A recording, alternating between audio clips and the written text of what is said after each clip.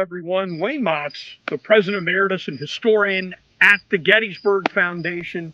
And let me tell you something, I'm with one of my oldest friends, a special guest, Garry Adelman, Chief Historian of the Civil War Trust. We're in our walking clothes this morning, and we're going to do a Walking Wednesday segment of Vincent Spur on Little Round Top, a brand new, rehabilitated Little Round Top. And of course, I think all the viewers probably know, Garry, that the Foundation and the American Battlefield Trust were lead partners in the rehabilitation project of this hill, almost $13 million. And the Foundation and the American Battlefield Trust working together, along with other entities, other donors. But we're proud to be on the lead donors here for the Trust and the American Battlefield the American Battlefield Trust and for the Gettysburg Foundation. So we're here on Vincent Spur, and Garry doesn't need any introduction, but you know, he wrote all about this. He's done all these things. So Garry, why don't you start us out? We're on a trail that was not here really until this rehabilitation. Why don't you tell everybody where we're at on this? Yeah, let me start, Wayne. First of all, thank you for having me. Hello, everybody. Let me just say we are on a hill, okay? This is why Wayne looks like Andre the Giant, and I look like not quite that at all. Maybe I should come down here. I'm not insecure about it at all, my little friend. We are on the western face of Little Round Top. I'll orient you in a second, okay? And we're going to make our way across to the southern face of Little Round Top and then to Vincent Spur proper as we make our way along. We're going to talk about the fighting. We're going to talk about the battlefield. We're going to talk about American history. We hope you enjoy, okay? And we know you'll let us know if you don't. Not that we're encouraging you to or anything like that, okay? But you are basically facing north right now, okay? Now, if we were to peer directly into the sun over my left shoulder, you might be able to spot the area of General Warren's monument. And the crest of Little Round Top is right over there, but we'll blind you if we show you. But in the meantime, we're looking here at the Valley of Death, okay? And on the far side of the Valley of Death is a place called Houck's Ridge. And Houck's Ridge terminates at a place called Devil's Den, big pile of rocks, my favorite place in the world, okay? Now, if you look up from all that, you can see a general wood line. That's Seminary Ridge, not Cemetery Ridge, which is over there. Seminary Ridge, as well as Warfield's Ridge, okay? Same ridge. Warfield's Ridge becomes Seminary Ridge becomes Oak Ridge, but they're all basically the same ridge, okay? Why am I telling you this? Well, because on July 2nd, 1863, as I think you know, the Confederate soldiers under John Bell Hood, 4 brigades are going to attack from Warfield's Ridge, that distant tree line over there, and they're going to attack, and this will result in some of the most famous fighting in all of American history, part of the wheat field, the Devil's Den, and of course, Little Round Top, okay? And this fight will devolve between elements of 2 of Hood's brigades, okay? Hood has a division. Divisions above that is a corps. Below the division are brigades, and Hood has 4 brigades and parts, not all, parts of 2 different brigades. Some Texans under Robertson are going to end up here, as well as some Alabamians under under Evander McIver Law, okay, are going to end up here. They're commingled. They're mixed up. Both those brigades are over at Devil's Den while this fighting happens here. Now, as the Confederates begin their advance on July 2nd, they're going to run into Union skirmishers. These are United States sharpshooters in Maine, not entirely, but they are largely U.S. sharpshooters. We're going to hear a little bit more about them soon based on where we're standing right here. But they're going to fall back, slow down the Confederates, but the Southerners are really slowed down by a few other things. First of all, they've marched farther than any other Confederates to reach the field here. One of the brigade's Laws guys starting out in New Guilford, Pennsylvania, near Chambersburg. So they marched 20 plus miles to get here, engage in a frustrating countermarch. It's the second hottest day of the summer. Many of their canteens were empty. Some of them had sent their canteens away, and now they're being sent across by far Gettysburg's most difficult terrain, okay? And one of the Alabamians actually said that it increased 4-fold the difficulties of the advance. You know, your line is broken and jagged before it even reaches the enemy, so the sharpshooters slow them down, the terrain slows them down, some plunging artillery fire coming from off to my left, maybe from the Peach Orchard line over there, slows it down as well as the Southerners hit Devil's Den. And while that fight is going on, the Southerners are making their way up Big Round Top over here, and some of them are going to go all the way to the top, come down the other side, and it's these troops who will end up engaging the Union troops on Little Round Top. the Union troops weren't even here while the Southerners were making their advance. They arrived under a famous scene, you know it. General Gouverneur Kemble Warren saw the Confederate threat over here, saw their gleaming bayonets, he said, and he was able to muster Union forces here. He rode down the hill, and through his efforts, and it's a long story sort of, but within about 15 minutes, he's able to get Vincent's brigade, about 1,300 soldiers, over to that side of the hill, not this side of the hill. Okay, that'll be for later Union troops arriving. That side of the hill, just a few minutes before the fighting starts. Nobody has time to build some of the stone walls you see on Little Round Top to this day.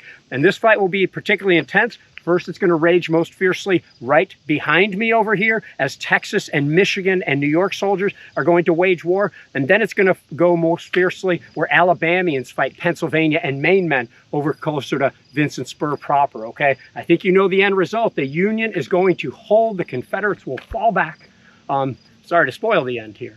Up Big Round Top, back down the other side. And the Union holds this position, but there's still terrible fighting going on this second day. Now, we're going to cover all this stuff in a little bit more detail, and I hope that made sense, and we'll solidify that as we move along. I think I'm ready to go back to you, Wayne. Yes, yes, and Gary, thanks a lot. That was the shortest and the best summary I think I've ever heard of this fighting up on Little Round Top. This is complicated stuff. There's a lot of activity going on.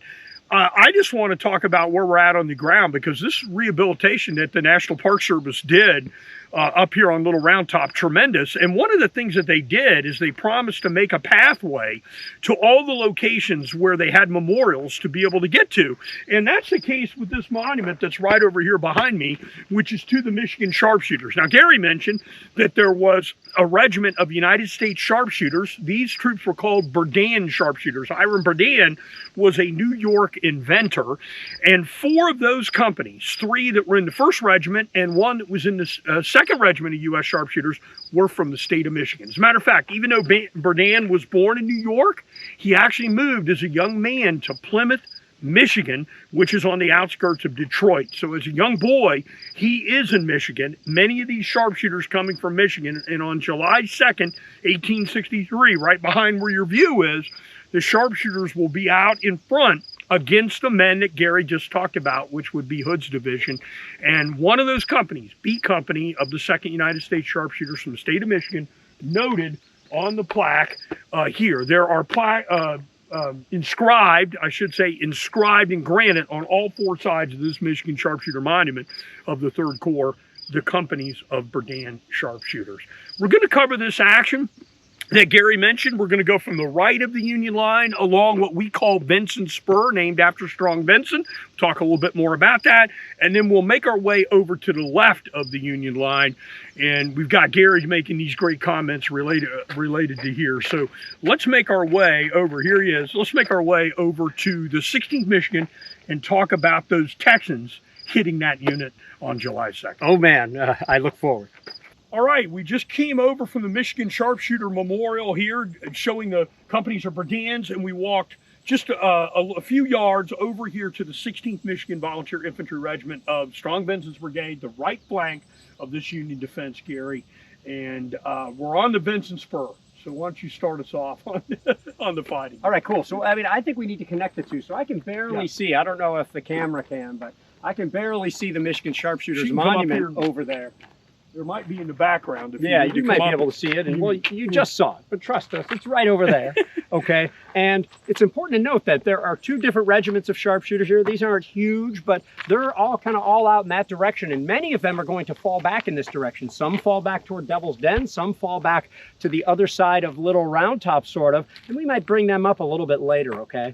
Now, they are falling back as the Union reinforcements are coming up, as Strong Vincent finds himself north of Little Round Top and intercepts a messenger famously demanding, "What are your orders?" And he says, "Well, my orders are to go find General Barnes and tell him, 'What are your orders?'" And Vincent demands to know, and out of his own responsibility, he's going to detach his brigade and take it up here. So he's already out on a limb here, and he is going to lead the troops forward, do a little recon here. Now, in the meantime, General Warren is already riding elsewhere and claims to have not seen Vincent coming up. So Warren is going looking for more troops, and that's going to come in handy a little bit later, because that's how another brigade will arrive, Weed's brigade. But I digress here. So Vincent comes up here and immediately realizes that he doesn't want to put the men on top there on the crest. Where does he want to put them down here? What's this called? The military crest, okay? Lower on the hill here on the military crest, cannons can still fire over your head. If you look over here, you have a better field of fire. If I were to look over this ledge, I can actually look down it, whereas Confederates could hide behind the hill if we were on the crest.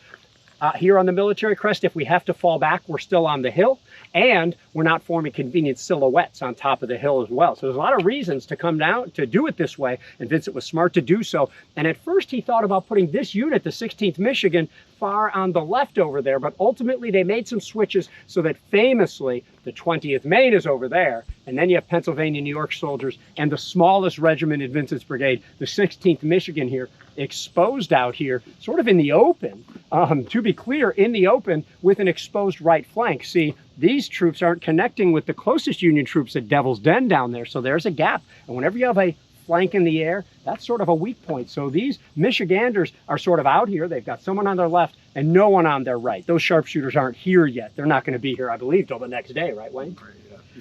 So these Michiganders are going to come back here later, but before we talk about monumentation, I guess we should say what they did during the battle, Wayne, right? Yeah, we should, but I want to run second because I want to come back to what you mentioned. This is a leadership moment at Gettysburg. It's such an important leadership moment, in my view, because Strong Vincent intercepts this courier, asks what the courier's instructions are, and the courier says, get troops up here to this hill, and he immediately says, I'm going to take responsibility to do that. That's a leadership moment. He could have said, I'm going to wait, get some orders, and the whole part of this southern end of the battlefield changes. So here's a person that doesn't ask permission. He just does it. And then later on, when the report is issued, Barnes sort of covers that, covers that he detaches him, and it actually says that in the report. But this is a case when somebody took initiative, and it really made a huge difference here. Without orders, did it on their own. Right? And warning, coming nerd moment here. It's interesting that when Vincent was told, like, well, I have orders to go see General Barnes, his words are, never mind that. I will take my brigade and I will take responsibility, okay? And later when General Warren goes and finds the lead element of Weed's brigade, or the trailing element, I think it is the 140th New York, and detaches them, he uses the same language. Well, I'm expected by General Weed. Never mind that, remembered Warren. I will take responsibility. This is something maybe that good leaders do. Don't mind about whatever else is going on. This moment demands action. So it's pretty interesting that some of the key reinforcements, all of the key first 5 regiments that come up here are because somebody said, never mind that. I will take responsibility. And in Warren's case, he's intercepting the 140th New York, so it's Patrick O'Rourke, and he knows O'Rourke. He knows him. So O'Rourke, I think, thinks, oh, wow, I'll make sure, this guy's word is as good as what it takes. So these are key, in my view, and hopefully in Gary's view, leadership lessons here at Gettysburg. Like you said, all the reinforcements brought to this hill were brought here because people said, forget about what the orders were, forget about the responsibility that's here. I'm going to take that on myself. And that's the reason why you got a Union victory up here. You wouldn't have it otherwise. And I would imagine we could think of just as many or more reasons where somebody said, never mind that, and it didn't go so well. Right. There's the opposite. So this is a positive. This is a positive look here. And Gary, you mentioned them getting up position here. So you want to bring on the... Yes, of course. So the 16th Michigan is positioned on this shelf right here, okay? A couple of things to note. You see woods behind Wayne over there? Those woods were 150 yards back, okay? And if you scan over here and you see woods over my shoulder over here, those woods were another 150, 200 feet further back as well. So you're looking at a much clearer situation. I'm going to hopefully come back to that in just a moment. Now, here comes the 16th Michigan over here. They don't have anybody on their right, and you are going to have no time to build these impressive stone walls or anything like that. And then here come the 4th and 5th Texas. Just to be clear, 4th Texas over there, 5th Texas, 4th Alabama, 47th Alabama, 15th Alabama. All right, we're going to have a quiz afterwards. Everybody remember that. You see how good he was? You do every regiment. And you have to extend your hands like this while you do it. And I always remember the 2 4s aren't next to each other. Exactly, that's what I did. 4th Alabama and the 4th Texas, they're not next to each other. If you remember that, you'll be in good shape. But anyway, and I just still never met. That's good. He laid them all out in his head, and he knew what they were. I've never met anybody who knows every regiment, but we know our little areas. Like, there's people who claim to know every regiment until you ask them questions. Yeah. In any case, so you've got these Texans weary after their long march, tired, hungry, burst out of the woods, which are much further back, and attack this position. And the Michiganders, with some help from the New Yorkers over there, are going to repulse them. They attack again, they're repulsed again. And remember, every time they're repulsed, they go back to either their cover of their rocks or more likely back to the woods, which are even further away than we see it today, not just where you see Warren Avenue to this day. The Confederates are starting to form for another attack, but the 4th Texas says, forget this, we're attacking them from the front on this shelf. And what a pleasure it is to be here right now. Like, I've been here thousands of times, and I'm just looking and wow, what an impressive spot and what an impressive moment it must have been for the Texans, who the 4th Texas started sidling further to the left. Why? So they could get around the line of the Michiganders here, and it sort of works. The Michiganders, through the sort of maybe threatened flanking maneuver and through mistaken order, begin to retire with their flag. Nobody took responsibility for making that order, okay? But their flags, and half the regiment starts moving up. They're already the smallest regiment as it is. Here comes the 4th Texas, accessing this shelf. You know, Wayne, we always get impressions as to how far, how few, how many people went. My impression is that the 4th Texas actually made it up to this shelf and close to those rocks over there. What's yours? Yeah, oh yeah, I think it's clear. And if Abby can move down here a little bit while Gary's talking, because we also want to shoot some of this. The park there was a trail here, the Boy Scout trail. It became a social trail, and they've turned it into the Confederate attack trail. So if you want to come, or Texas Trail, I forget, what do we call it? What do we call it now? Our friends want it to be the Texas Trail. We've got a bunch of people that say it's the Confederate attack trail, but you can see it right down here, and there's a sign right down along Warren Avenue where you can actually make this walk that Gary's describing for the 4th Texas to come up against where the 16th Michigan is. And now you've got a great paved path, and you've got a pathway to come out from the parking lot here at Little Round Top over to the shelf where you're at. Yeah, so, exactly. So sorry to interrupt you. That's cool. I mean, that's great where we got right here. You know, suffice to say, we could talk all day about this. You know what? I'd love to. But I'm just looking at this, and Abby, I'm going to ask you to come over this way here, because you can really see, I think the sun has moved enough where you can probably see the top of the hill without too much trouble. Imagine these Texans who see the crest over there, who see the Union falling back. Once again, the Texans are going to be successful. But this is when General Warren's other efforts pay back. For here comes the 140th New York, whose monument I can just see peeking up over the top there. If you could see more of it, you'd be able to see a relief of Patty O'Rourke's face. O'Rourke commanding the 140th New York. He couldn't get his men into line. Some say they didn't even have bullets in their guns. He simply said, down this way, boys, and they sort of entered as a mob and fell upon these Texans. 540 men from around Rochester, New York was enough for these Texans in their probably 3rd attack here. Tired, exhausted, and they're going to fall largely back again. It's going to be the 4th and 5th Texas who will suffer the most casualties of the Confederate soldiers who attacked Little Round Top here. Of course, they're going to fall back. They're going to continue to attack again, but with the 140th New York's arrival and then 3 more regiments of Weed's Brigade, again, Weed's Brigade over there, they're the ones Warren brought up. Vincent's brigade over here, they're the ones Warren indirectly brought up, and then Vincent on his own responsibility. By the time more of Weed's regiments come up, that side of the hill is safe, and this side of the hill is pretty safe. But we're going to move our way along the line here to cover other regiments. But first, you already got a good look at the 16th Michigan Monument, okay? Now, this monument sits impressively when you look down from the 44th New York Monument. You see it. It's perched upon a lovely rock here, right? But, Wayne, it wasn't always like that, was it? No, this monument's been moved, and you've covered in a lot of videos you've done and other things about all the moved monuments at Gettysburg. We've got a lot of monuments that were moved here for various reasons. Yeah. And this one, it's my understanding the veterans want it moved. They want to make sure they've got a better line of sight of it, that people see it, right? When it sits down on this shelf. I think they said where it was originally located, it was in a hole. Now, a lot of monuments are moved to be closer to a road to correct a historical inaccuracy because they got more money for a more impressive monument. Right. And they're going to move their old one to a lesser spot and then take their new impressive one. But this one, they built a base for it, not on a rock, but right over here. We can still see the location if you'll follow us here. Gettysburg Nerd Trivia. You're finding these spots on the battlefield.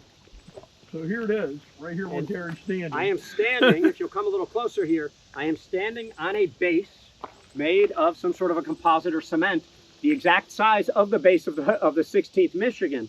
And, you know, the veterans came here and said that they saw this monument here, and it looked like it was in a hole. It was not visible enough. And I would say in moving it over here, I believe in the late 1880s or early 1890s, they've achieved their objective. They got a nice natural pedestal for that rock. and now people can see the deeds of the Michiganders better. One more thing before we leave here, it's interesting because we're going to talk about Strong Vincent a little bit. Now, some of the accounts suggest that Strong Vincent is in the act of trying to rally these Michiganders at some point and some place in order to staunch the bleeding of the Union retreat. And that is when Vincent will be mortally wounded. We'll pick up that story a little bit later. Yeah, Gary, I want to talk to you because one of the great, it's not controversy, I guess, but it's discussions that we have here among the Gettysburg nerdum of people that want to know the details is where Vincent fell. And there's a lot of different spots, or there's several different spots of where people think Vincent actually went down. Yes. And you were just mentioning that. And I think when we come up to our next stop, we want to talk a little bit about it, get your thoughts on where Vincent is. Suffice to say, we're at the right of this line. The Texans pushed this line right off of here. So they got to where Gary and I are up here standing, and maybe even a little further before they got these reinforcements that came down from Patty O'Rourke in the 140th New York. And of course, Colonel O'Rourke paid with his life here, shot through the throat and died on the way down here. Many men of the 16th Michigan felled by the Texans. And what effort, we should say, by the Texans. These are guys that came from where you mentioned at Warfield Ridge over the slope of Big Round Top. Then they're coming straight up that Texas Trail or Confederate Attack Trail. You saw how steep that was. Tremendous on a very hot July day with these 100% war uniforms and all this stuff. So tremendous effort on the part of the Texans and tremendous defense here on part of the Union soldiers that that held this ridge. Many people paying with their lives here right on this slope where we're at. And now with this trail, you can come out here and look at this and contemplate and get the studies of all. There's a bunch of different readings that you can read. I think you would start, which I hope it's still in print. If not, you got to buy a used copy. I know what you're going to say. And you get a copy of my friend's work on Little Round Top, a detailed tour, I think, the small one. Or you got another one, the Myth of Little Round Top. Yeah, maybe. There's a couple of them. One of which is, that first one is pretty outdated. I thought you were going to say Attack and Defense of Little Round Top by Oliver Norton, but that's a real nerd study. Yeah, but I'm thinking that little tour you did, if you can get it, if it's, it's probably out of print. It is out of print, and don't be paying all this money on eBay. It's probably not worth $70 to get a Is that what it is? Book. Okay. Sometimes it's even more. So I got my one. Go ahead or watch our videos or do the best you can. I wrote that. I wrote about the Myth of Little Round Top, one of my favorite places in the world, probably second in the world. You mentioned Devil's Den. We now know his favorite place. And in between might be even more. You take 2 plus 1, and then you got your really favorite place.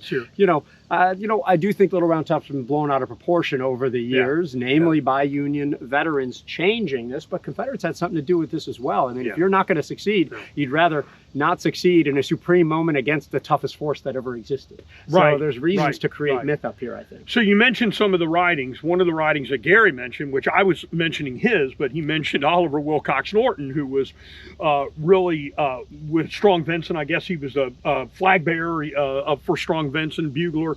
He writes a pretty classic account that was written after the battle, but it's called The Attack and Defense of Little Round Top. I'm sure you could download it on Google Books, too. Right. Probably don't have to get You're a right. copy. It's from like 1909 or something, and he acts as historian. He compiles the accounts, and he definitely works to support Vincent and Warren. You can see his bent on that, but it's a masterpiece. I think it's a great thing that he did that. But, the Little Round Top section of Harry Fonts is a very readable and excellent summary, and of course, there are scores of other books and hundreds of other articles about Little Round Top, and I may say thousands of videos. Yeah, and there's regimental histories. There's a more recent one on the 16th Michigan. There's a contemporary one by a man named Judson on the 83rd Pennsylvania. Of course, there's multiple accounts on the 20th Maine. The 44th, there is a contemporary might be the wrong word, but right after the war. And some of these you can actually go right onto Google Books and type in what you want and download it. Great pictures in the one for the 44th New York too, I agree. So there's a lot of good there's no shortage of material here, but like the history that we do, you're going to have to sort through sort of what the angle of the writing is. Why did people want to do that? We're Gary's giving you the unvarnished, the unvarnished view. So let's move from the shelf. Gary, you got anything else you want? No, I think we're good here. We got a lot more to cover, but we can cover it at other spots. We're going to move right over to where the Spur is. We're going to talk a little bit about Strong Vincent and the 44th New York and 83rd Pennsylvania. All right, we're making our way ever but so surely and slowly from the right of this Union line over to the left of the Union line. We're following the regiments of Vincent's brigade. And Garry just gave that great explanation, and we saw the secret location, which wasn't so secret, of where the 16th Michigan Monument was, and then moved, which is great for you folks that want to come out and take a look at it. And now we've moved in a little bit, and we've come into where the 44th New York Memorial is, which is a monument that is above us and over in the 83rd Pennsylvania, where Strong Vincent was located. So, Garry, why don't you give us a little location of where we're at and what happened right here for these troops? Yeah, because this gets confusing. I mean, if only history were so tidy that we would simply be able to say, this is what happened here. But you know, things didn't happen here for just a moment. They happened here for 45 minutes to an hour and a half, and then things happened the next day, and then things happen in the years to come. So we got a lot to cover when you say about where are we, but we have simply moved along. Note that the 44th New York Monument is way on top of the hill, but we have kind of walked along the military crest of the hill to the 44th New York's position, okay? You couldn't always put a monument, especially a monster like that one, to the 12th and 44th New York, like down on the hill here, but they reference on that monument that the regiment was 100 feet in front of it. Now, I'm not sure if I know what in front of means, but I always take it to assume that they're in these rocks right here. So we are walking along Vincent's line, and the 44th New York with a regiment on their right and the regiment on their left. And the one on their left is a little controversial because that regiment continues to go further down the hill, and we'll talk about that when we get there. But these guys aren't going to suffer as heavily as the 140th New York, the 16th Michigan, and the 20th Maine because, again, they don't have flanks in the air. They are able to have their line, and they simply put down a devastating fire into anything that comes into their field of vision. And I think we're talking about roughly here, the 5th Texas and part of the 4th Alabama, mostly here. And then it's going to continue on from there. There's not a lot about this fight because the 44th New York stays still. They deliver death into the Confederates who are attacking, and the 5th Texas especially pays the price with, I think, upwards of 40% casualties. We're also on the pathway here, so we got folks coming and going. You can come right around if you want to. So we'll have people coming by probably in the video, which is a good thing. It is a national park. We want people to come on this pathway, and that's great. So Garry, one of the things, this monument I'd come to all the time when I was a kid. This was a thing that my dad and we'd walk down here. I got pictures of me in high school up against where this memorial was. And this is one of the earliest monuments on the Gettysburg battlefield. It's one of the earliest monuments, and it's got a unique history. So why don't you, I'll move a little bit over toward it, and maybe you can talk a little bit about it. First, let me just say that, man, I'd love to see that picture of little high school Wayne. I got to find it. I got myself and my cousin. I'm at one side and he's in the other. I'll have to find that. I think that I think Tim Smith might have shown me this monument when I first met him in 1990. I'm not sure, because I think it was my 3rd or 4th trip to Gettysburg. I wasn't a kid coming here. I was already out of college, or in college when I started coming here. In any case, this is to Strong Vincent, okay? And like Wayne said, it's one of the first, and he was careful with his language because, first of all, we do have a monument in the National Cemetery. The Minnesota urn is put in, so we say the first one on the battlefield proper, and those earliest ones were to people, okay? And the reason we say one of the first out on the battlefield is because that same month there was one to put up to another colonel named Fred Taylor, and they're both July of 1878. So those are the first monuments here, to be followed soon by some Connecticut soldiers like Henry Merwin and Jed Chapman. So all of these monuments early on were people. Then the regimental monuments started the following year in 1879, and then everybody went crazy to put up all the regimental monuments before long.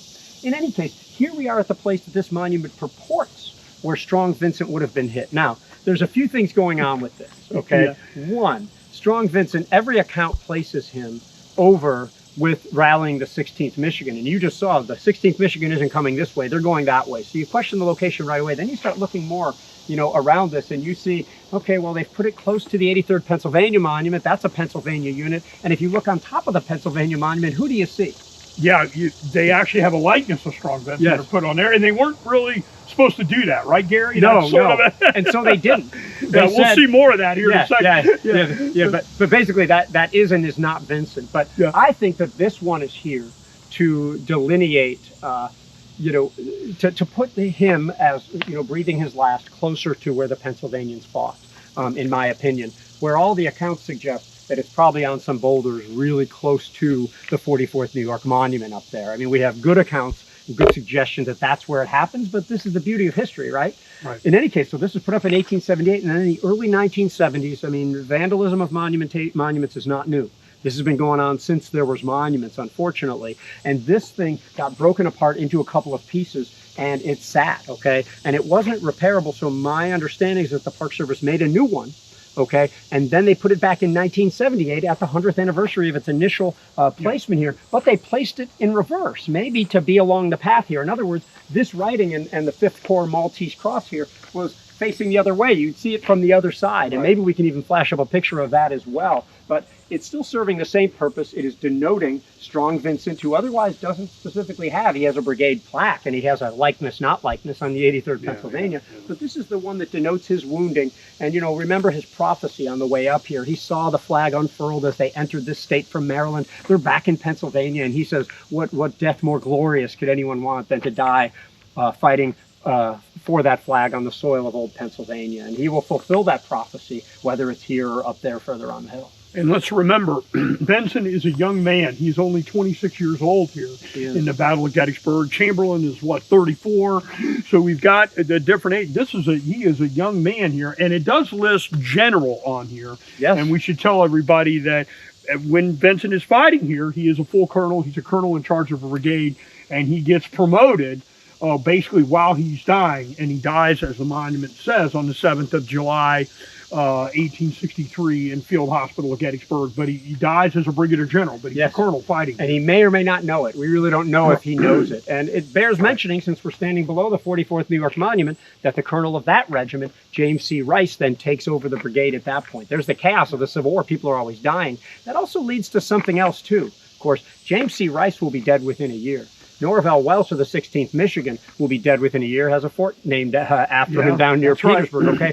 Orpheus Woodward of the 83rd Pennsylvania isn't going to live that long either.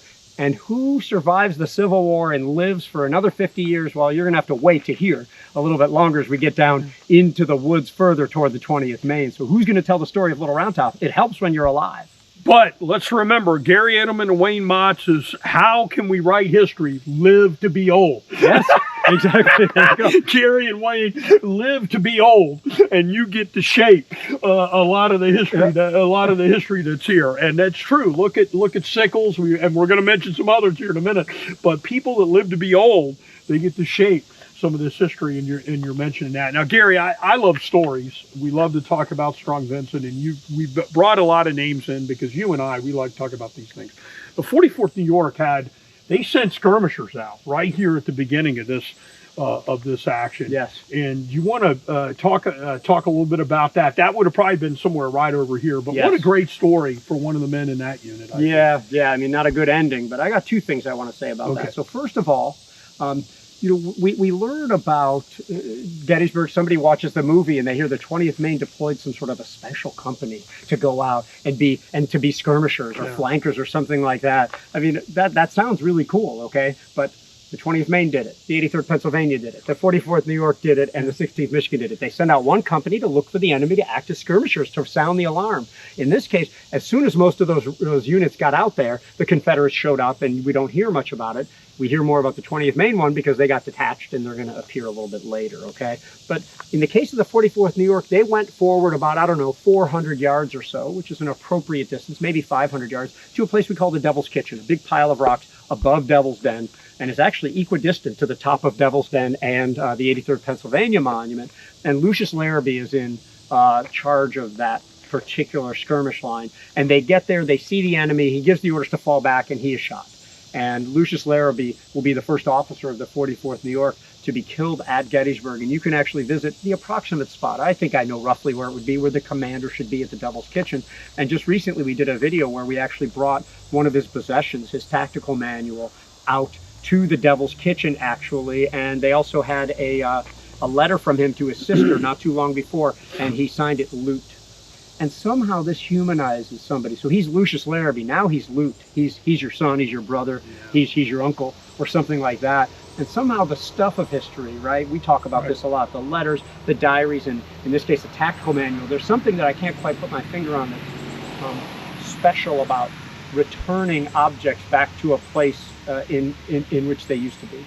And Larrabee has an interesting history because he's a young man in Albany, New York, as a young child. Then he moves out to Chicago, Illinois. He's got a family member out in Chicago, Illinois.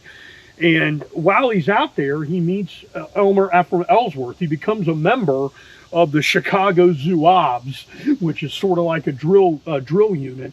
And then when the war breaks out, he's going to go back to Albany. And the 44th New York is raised as an Ellsworth. Ephraim Ellsworth, one of the first casualties of the Civil War, first men killed in the Civil War, first martyr of the Civil War. Right. And so they create in New York a unit called the Ellsworth Avengers, which is the 44th New York. And Larrabee becomes company commander of Company B of the 44th New York. So he's got a lot of interesting history. I think he's buried in Chicago. I think that's right. This is your. I think you're right. And I'm going to add to it. This is going to be a 9-hour video because when James C. Rice took over Vincent's brigade, the senior, the major or Lieutenant Colonel Freeman Connor took over the 44th New York, and there are other New Yorkers, again, with that connection to Ellsworth in Illinois, that end up in Chicago, and Freeman Connor will survive the Civil War, and sometime around 1900 will be walking home from a meeting and just drop dead in an alley near 45th Street on the south side of Chicago. But I read this in his pension record, and I had to go out there and take a picture of the spot. I know, I mean, they said 50 feet, 50. I mean, it's a humble neighborhood now. There's nothing special about it,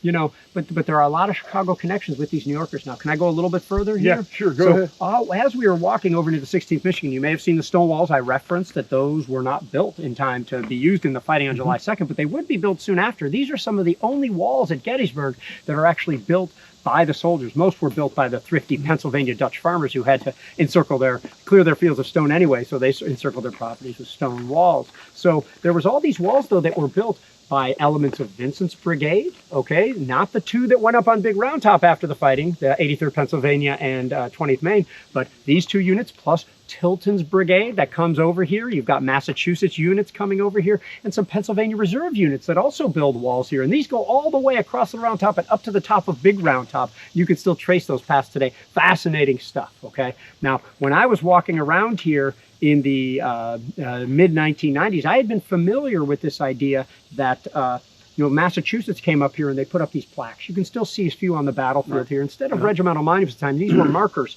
And they were kind of tall and thin, and they weren't built to last, okay? And one marked the 18th Massachusetts, one marked the 22nd Massachusetts, one marked the Massachusetts sharpshooters down there. And all of those were gone by the mid-1900s. And one of them only lasted until 1970s, the Massachusetts sharpshooters one. There's a reason I'm describing this. They had just cleared this part of the hill in the mid-90s or something, and Tim Smith and I were out here exploring, and I saw a rock, a ledge in a rock I'd never seen before, and I thought I saw something under it, and I gazed, and I reached down and pulled out a pole, and at the end of that pole was the Massachusetts plaque to the 22nd Massachusetts. It was there, and I took a picture, put it back, called the park, and we returned it to the park's collection there, and it got a little bit of press and whatnot. I actually found a marker. Garry Adelman discovery up here, right here. Wow. I thought this place is great. And of course, that thing has been in there because Massachusetts is one of the earliest states to put monuments up. This thing had to be in there for decades, a long time. Yeah, decades. And, you know, I thought this is going to happen to me all the time. Where's the next monument I'm going to find? Well, that didn't happen. I don't think I've never found another monument since then. So, but remember, if you do find something on a battlefield, tell the Park Service. Right. They, have put out some of those Massachusetts plaques over near the angle at the tops of trees. I hope that one day they'll return the plaques out here because the posts are still there.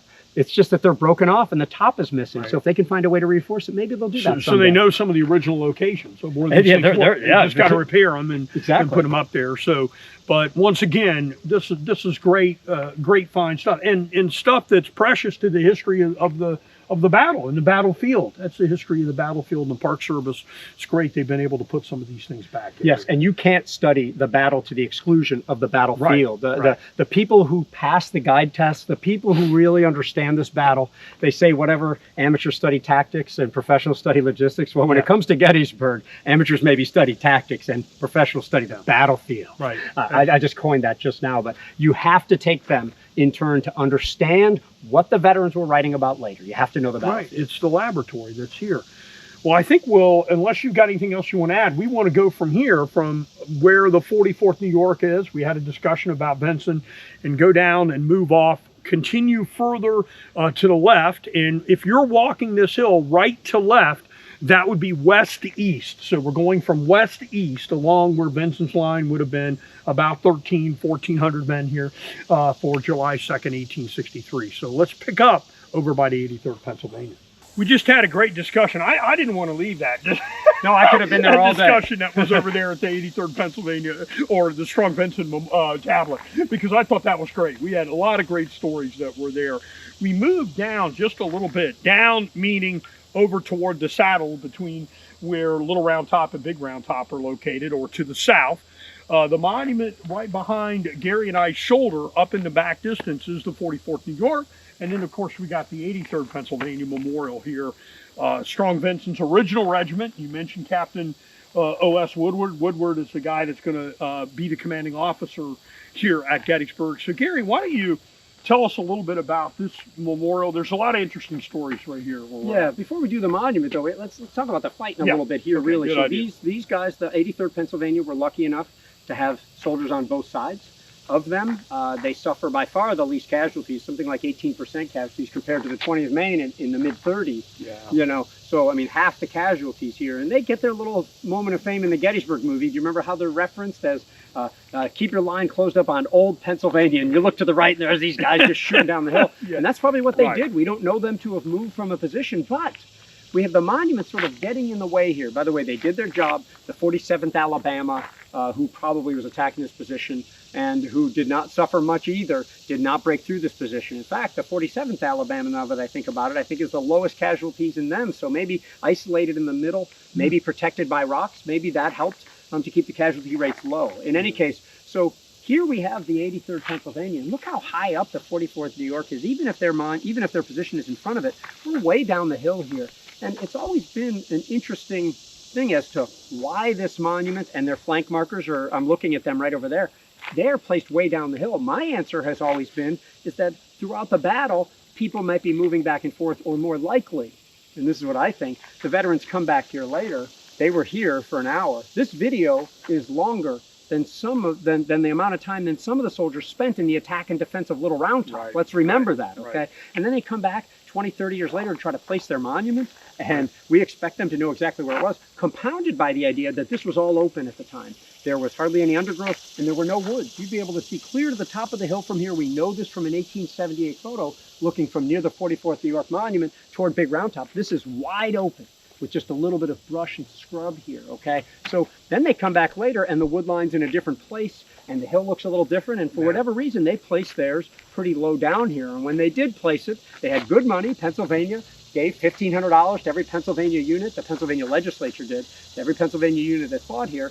And $1,500 plus a little extra will buy you a really nice monument. In this case, the rules precluded putting a specific person on the monument. You could put a figure on your monument, but you couldn't put a specific person. So what they said is, okay, we're just going to put somebody who looks not only exactly like our Commander Strong Vincent, but we're going to put somebody who looks like our Commander Strong Vincent in one of the pictures we have of him standing just like this with that very face, and said, that's not him.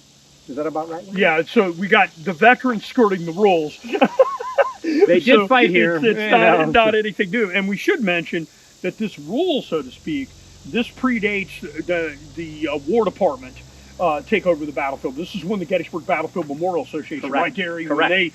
When they controlled, maybe the wrong word, but when they legislated how they wanted the memorials to be, and brigade line, the different types of things. So this was really coming from the GBMA at that particular time, before it was a War Department thing. And here we've got a likeness of Vincent here on, and it might not be the only. Is Devil's Den? Is there the 124th New York? Yes, so that one predated some of those rules. That was 1884. That was early. I don't know if the rules were as strict, but yes, exactly. They have not only Augustus Van Horn Ellis on the first monument at Devil's Den, the 124th New York, but he's standing just like in his picture as well. I mean, you know, what a bonus that they had these pictures, that they were able to give the likeness so well, actually. So you see the 83rd are not the only one to do something like that. Yeah, and it makes you wonder whether the veterans didn't call out precedent. You know, I mean, forget about what the rules were or what they were going to be. Hey, they've already got one here on the battlefield. I want to make sure we've got one. And I would suggest that you could figure that out. Look at the minutes of New York at Gettysburg, the volume 3 at the end has all these great workings about erecting,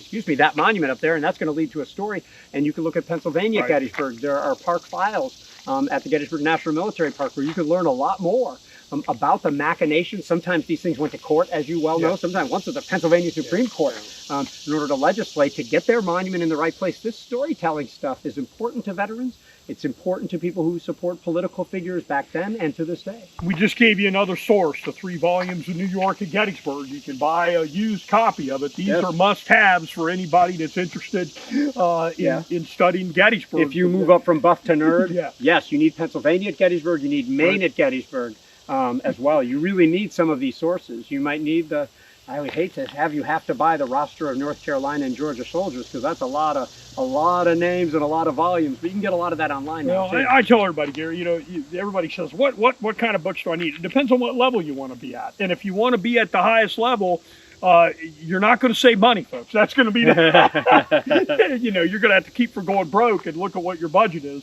That's on there. But it depends on what level. For those folks that are on the video, they're studying for the guide test, they've got to have these materials. And in my view, they should have some shelf copies of these things that they need to do the research. It's awful hard. You can get on there and download these things on Google Books, but having a shelf copy that can go in order, reading the official records in order rather than having it, that's important. You get to know the order of battle. But we digress a little bit from this. But Gary, now you got me intrigued. What's the story at New York and Gettysburg? Now let me just say, by the way, I did read all 2,800 pages of the official records in 1 year.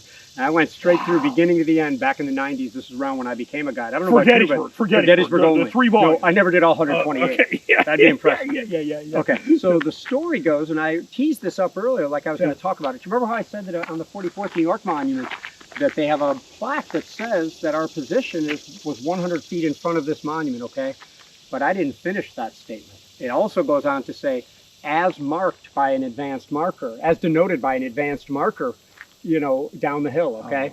So from the second I saw that, I started looking down the hill, okay? Where would this advanced marker be? And I looked at all the old pictures, and we have a lot of old pictures of Little Round Top, looking for evidence of this advanced marker, okay?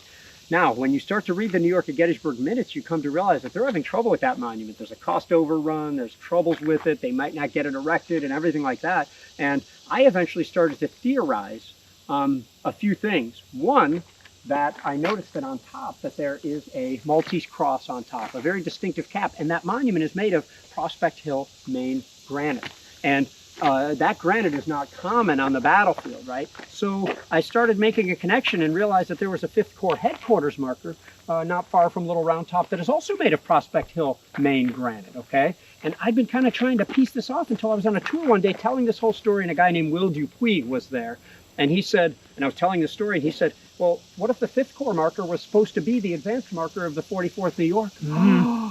Of course. That's exactly what I believe now, because when I went back and looked at the at the 5th Corps marker, there's a piece on top to make it a little bit different, and it's not made of Prospect Hill, Maine granite. In other words, the 5th Corps headquarters marker is identical to that which is on top of the 44th New York monument. I believe they simply cast 2 of them, or made 2 of them at the same time, cut 2 of them, and intended to put one as an advanced marker. They ran out of money, had this extra piece, and gave or sold it so that it could be used for a 5th Corps marker. And I'm not sure what that teaches us about the Battle of Gettysburg, but it does teach us about monumentation of the Gettysburg battlefield and the lamentation that we don't know exactly where they were going to denote their marker, but there happens to be a stone wall about 100 feet in front of the monument, and I tend to think that's probably where it was. Right. Wow. Wow. I haven't told that story in a while. That's a great story. Well, I guess something is lost when I do like 8-minute videos and cram it all in. You don't get to tell stories like that.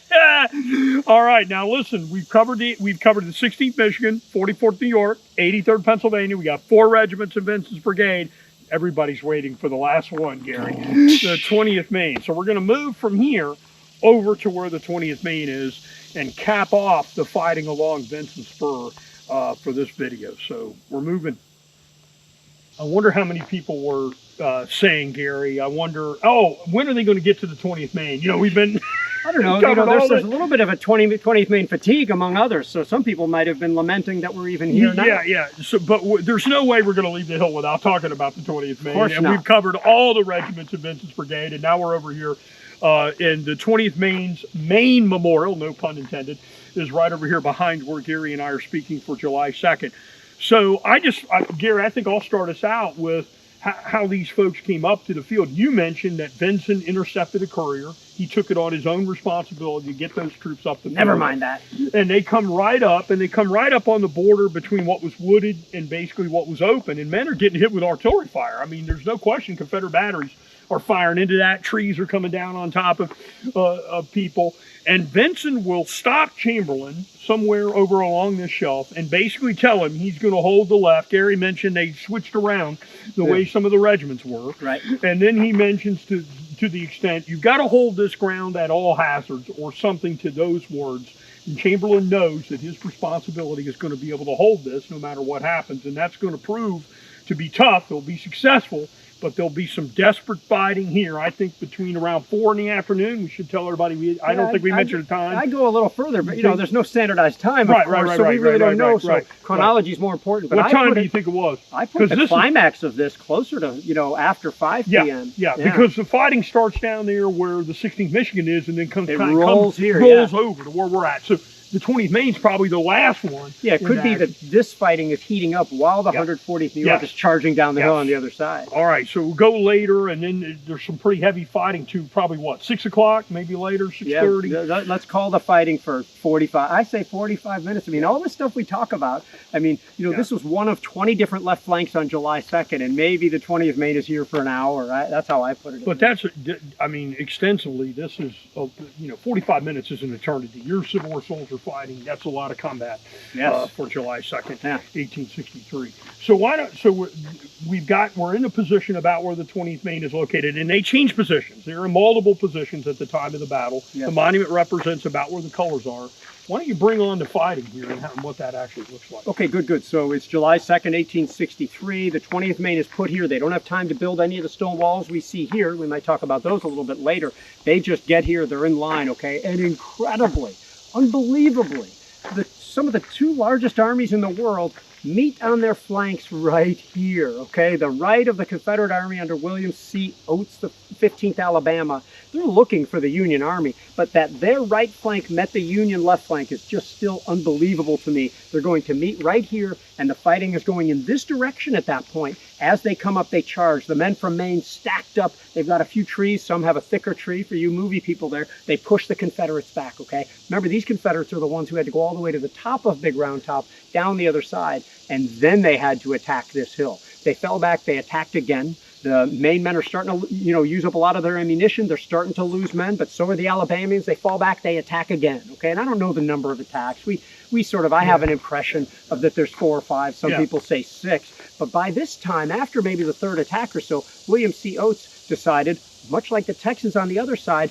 we're going to sidle over in that direction there, okay? We're going to go over that way, and we're going to hit them from the flank over there, okay? Now, a couple things happen here. I'm not going to get right to the 20th Maine. Let me get to what William C. Oates did, because he wrote just weeks after the battle that they advanced their men over there, and they came upon a large rock, and by using that rock to move in this direction to do sort of a left wheel, that they were able to take advantage of a line of rocks running off perpendicular to the line they had before. In other words, he went like this, okay? And those rocks, that large rock and that line of boulders written of just after the Battle of Gettysburg, are still out there in those woods, okay? So then you have the 15th Alabama attacking from there and from there. But to combat this, famously, the 20th Maine went and thinned out their lines. So instead of just being like this, they took half their men and bent them back that way. So if you were to follow this ridge down behind me, we'd come across the left flank marker of the 20th Maine. That's not for the whole fight. That's for the fight after the Alabamians are coming from there. So this is really interesting stuff. When people come to Gettysburg, they see Little Round Top and figure the fight's on that side. And we say, no, it's on this side. And actually, for a time, it's actually on that side. And this fight is particularly intense until it's going back and forth like a great wave. A third of the men from Maine are down, a third of the men from Alabama are down. Both sides are looking for ammunition from their dead and wounded comrades. The Confederates are literally doubling back and bending back Chamberlain's line until the 2 parts are almost touching there. John Oates, William's brother, is mortally wounded, I believe, at this time. I can't remember if he's killed outright, and it's going really dangerously. The Confederates fall back to try to reform, and that's when, famously, Chamberlain, although some of his, one of his officers, Spur, might disagree about how this happened, calls for the bayonet, And of course, they may have swung like a door down this area, and that's when the missing company, Company B of the the 20th Maine, as well as some of the remnants of the 2nd U.S. Sharpshooters, rise up and fire into the flank and rear of Oates' men, who felt they were surrounded by 3 whole regiments. My voice is starting to give out. I need to cough, so take it away, Wayne. Well, and I think what we ought to say is, in between the lulls of these fights, they mention about, of course, Chamberlain's men mentioned that they had infield rifles, and they don't do very good service. They actually go out, they being the Mainers, the Maine troops, go out among where the Confederate wounded and dead are and pick up cartridge boxes, ammunition, take Springfield rifles, because the 15th Alabama has Springfield rifles here in the Battle of Gettysburg. They've got better weapons, at least in Chamberlain's view. Hey, the South does have better manufacturing than the North. Than what he's got. So in the middle of all this, in this law, before there's this bayonet charge that takes place, they're collecting all the supplies that are here. Now, Gary, they go to a bayonet charge because Chamberlain's got orders to hold this, right? Hold this to the last. To the last what? Yeah. The last man. Right. And of course, he is then going to not only do this bayonet charge, it's wildly successful. I think a lot of the Southerners were probably happy or satisfied to be captured at that point. You know, they're not thinking about rotting away in a northern prison in Ohio, Illinois, or New York. They're thinking, I need to rest right now, and that's how we all are. This is physiological needs we're talking about here. And the Confederates had to retreat from whence they came up Big Round Top. The 20th Maine and 83rd Pennsylvania seem to be going on to Richmond, go all the way to the top there. They're going to be refortified by Pennsylvania reserves. Yep. Later, you've got a 20th Maine monument on top of Big Round Top. Pretty cool stuff up there. It's as big as this one, I believe. And they have secured their moment in history, of course. They're on Big Round Top. They're not going to take part in anything else that really goes on substantially during the battle. But of course, they're going to come back here later and erect some monuments. All right. Well, listen, Gary, thanks a lot for being with us here to cover this stuff. We might have a short surprise here, Oh, right? yes. Let's meet at one more place. But let me just say, that this monument is one of the most visited here at Gettysburg. The 20th Maine enjoys a special fame. That is in part because Joshua Chamberlain lived and he could write really well. And it's a very compelling story.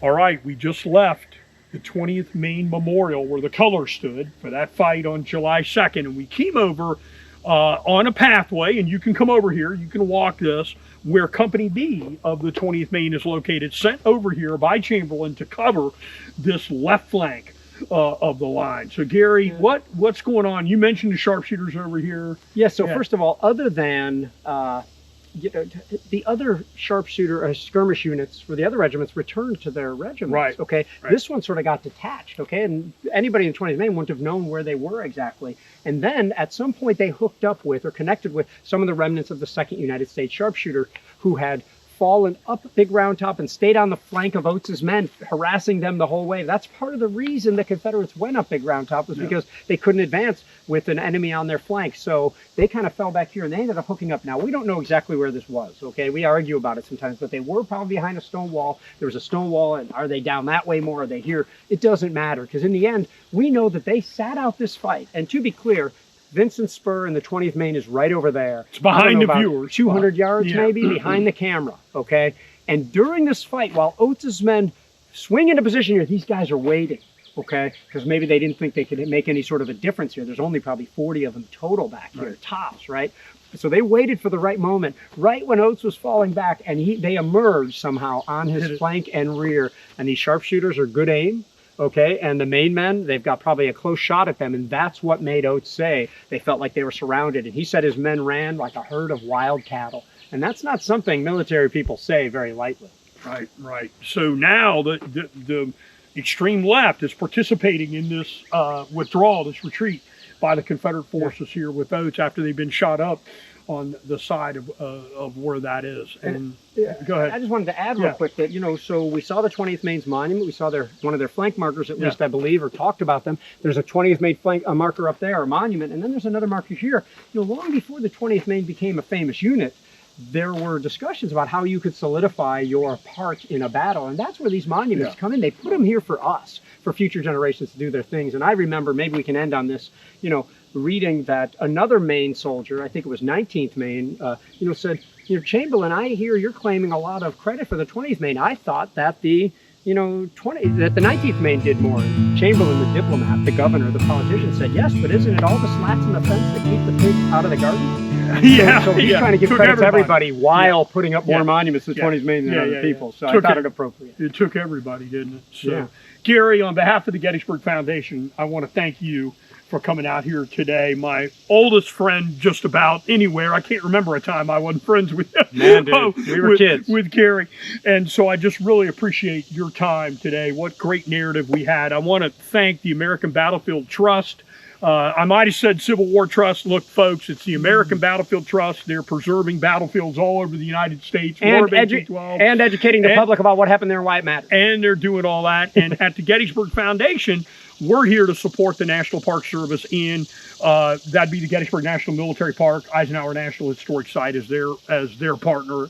It's great when we can all work together, and that's the case here on Little Round Top. You just covered for a Walking Wednesday segment Vincent Spur, the fight at Little Round Top for July 2nd, 1863, with historian extraordinaire Garry Adelman and myself, your humble servant, Wayne Motts, and I appreciate it very much. If you like these videos, be sure to share it. Be sure to hit the like button. Be sure to subscribe. Pass this thing all around and make comments on it. And once again, Gary, thanks a lot. Thanks for having me. Thanks, everybody.